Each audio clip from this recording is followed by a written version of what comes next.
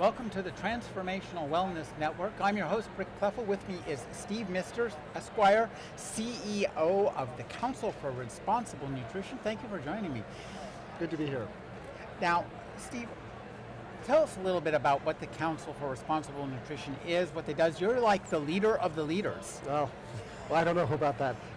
CRN is the Industry Trade Association. We represent the manufacturers and marketers of dietary supplements like Rainbow Light, and as well as functional food, and then the ingredient makers who make the materials that go into these products. So we have about 150 members across the industry that we are basically their advocates with FDA and Congress and in the media and all of those sorts of places. Well, that sounds like a really complicated job, putting you in the face of a lot of very different people with different power responsibilities. Talk about juggling all those kind of currents. It does feel like you're often in front of a firing squad from day to day, but it's really an exciting position to be in. I mean, the industry is such a vibrant industry, and there's an industry that's growing, and there are certainly challenges. There are always challenges. We have to deal with that, but it's very rewarding to know that you are representing an industry that is really out there to promote good health and wellness, and is coming up with products to help people stay healthy in the first place. I think more and more we're going to see that's where consumers are focused on, and they don't want to just treat diseases once they get sick. They want to learn how to be healthy, and these are products that help them do that. Yeah, this is a great idea because it's getting out in front of our health rather than trying to turn around and say, oh my gosh, it's a little bit too late now. That's right, and people more and more want to own their health. They want to take control of it, and these are products that people can use, to help fill in their nutrition gaps, to make sure they're getting the kinds of ingredients that they might otherwise miss in their diets, and it keeps them healthy in the first place, which is what we all want, right? We want to live long and healthy, and then die in our sleep at 100. Yeah. Now, recently, the DA over in New York got himself some headlines, doing a little investigation where he looked at the contents of some supplements with tests that are somewhat nebulous, and came up with some results that made some claims. So explain to us what we know of what happened from what he said.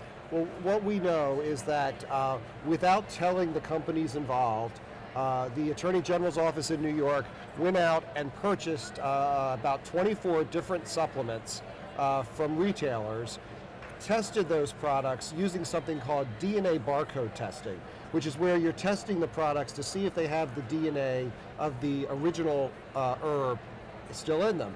And what he found was that for the vast majority of the products that he tested, he says they do not have the plant DNA from the garlic or the saw palmetto or the echinacea in it.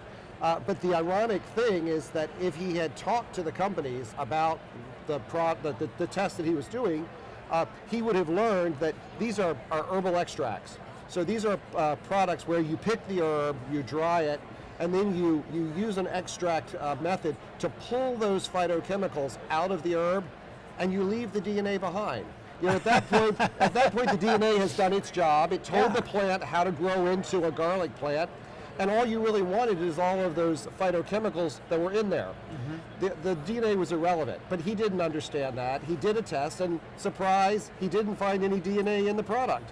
Well, no surprise whatsoever from what you tell me. Now, this is really interesting. So he used a test that wasn't relevant. What else do we know? Who did this test? Was it duplicated? Was there any kind of peer review to it? Well, that's the unfortunate thing, is that he will not release his test methods or the test results to the public. So we are operating pretty much blind, only what we can piece together from his press release and then the letters that he sent to the companies. What we know is that the people that did the test were not experts in extracts. They were more familiar with DNA in dinosaurs and lizards and snakes.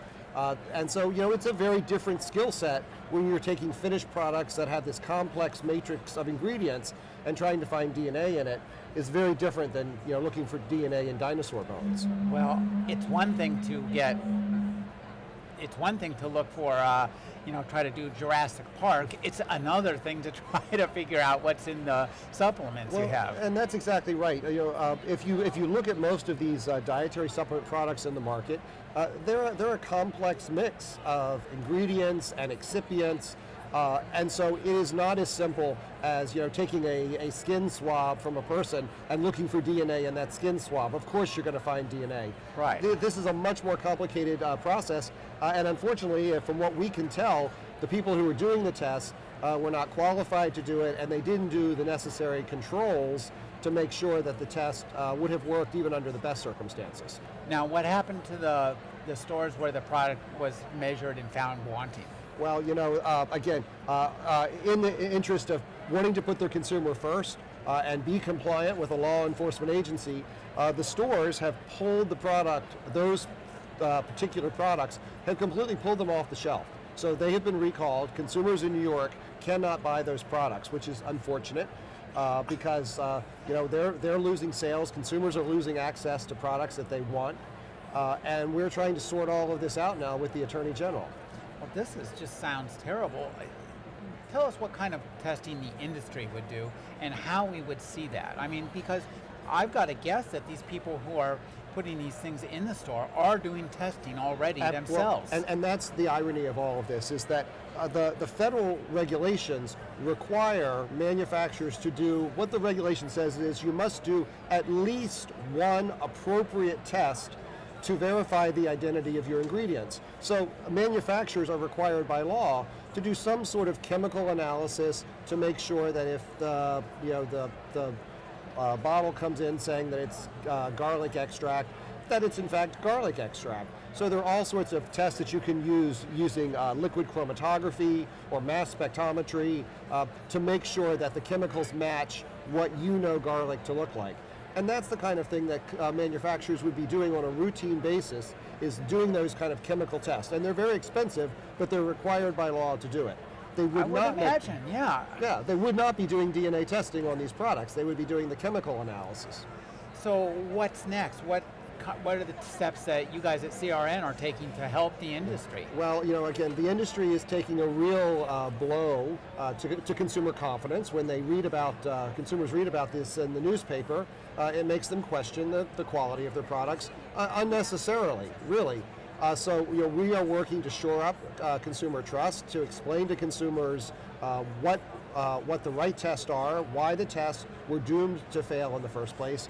We have a whole microsite at www.crnusa.org dedicated to this DNA issue. So consumers can get good information, but then we're also trying to talk to, obviously the state legislatures around the country now have read this story just like you and I have, and they're raising questions. So we want to make sure that other states understand that this is a one-off, this is a mistake, and we don't have 49 other states now jumping into the mix to try to do the same kind of thing. Well, it seems to me that the logical thing for the DA to do would be to publish his results, let us know who did them, and give everybody an opportunity to look and see what's really out there, because anybody can stand on the street corner and make a claim. Well, I would agree with you. That is what he should do, and we are putting a lot of political pressure on that office to release the report. But it's his decision in the end whether he releases it or not. So we'll just keep pushing away. I think you guys are doing a great job for the industry. I really appreciate this because, frankly, I would be upset if I couldn't go to the store and buy the vitamins that I take every single day. And that's really the disservice is to the consumers, because these are quality products. They are absolutely safe. They are delivering the benefits that they say they deliver, and consumers can't get access to them. Well, with your help, I hope soon we'll be able to. Well, I hope so too. That's what we do. I've been speaking with Steve Mister. He's the CEO of the CRN. Thank you for joining me, Steve. Sure. Thank you. Thanks for having me. You're great. Good. Thank you.